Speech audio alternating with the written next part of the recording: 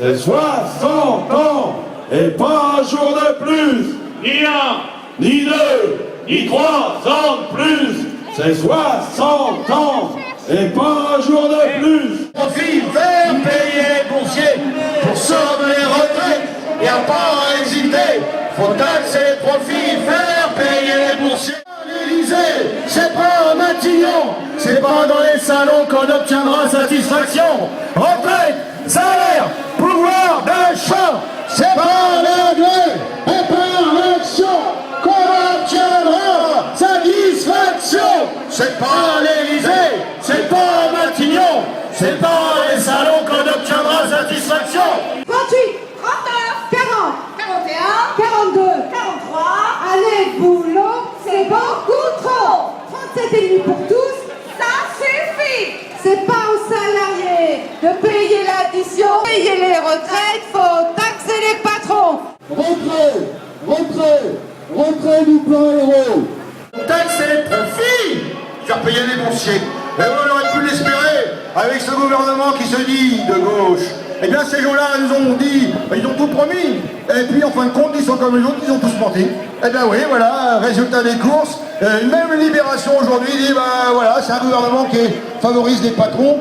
C'était pas la peine de l'écrire, on s'en était rendu compte. 3500 personnes à Rouen pour manifester contre la réforme socialiste des retraites, qui reprend les vieilles recettes du MEDEF et de Sarkozy 2010. Les salariés, les retraités paieront toujours plus, pour des retraites toujours plus maigres, et qu'on prendra toujours plus tard. Les patrons, eux, ils ne paieront rien de plus. Hollande a déjà promis que l'augmentation des cotisations patronales de 0,3% sera intégralement compensée par une baisse identique des cotisations familiales. Alors pour les patrons, on vit trop vieux pour leur profit. La retraite, ce n'est pas un problème de démographie, c'est bien un problème de partage des richesses. Augmenter les salaires, embaucher pour réaliser le droit au travail pour tous, c'est aussi augmenter les cotisations de vieillesse. À nous d'imposer par un mouvement d'ensemble la retraite à 60 ans, 55 ans pour les travaux pénibles, à 37,5 annuités maximum, à taux plein par une autre répartition des richesses. La taille de cette manifestation, elle montre justement qu'il y a les moyens de continuer, qu'il y a les moyens de rebondir. Alors une réforme qui est une mauvaise réforme, qui est une contre-réforme, destruction de la protection sociale, de destruction des retraites, elle n'est pas plus acceptable qu'elle vienne d'un gouvernement de gauche ou qu'elle vienne d'un gouvernement de droite. D'ailleurs, ce sont les mêmes mesures.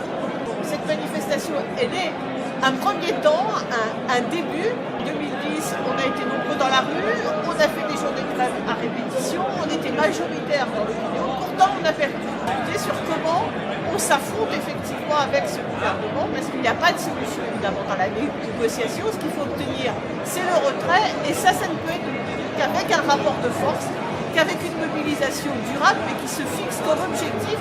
On tient, on bloque, on est mobilisé jusqu'au retrait du projet.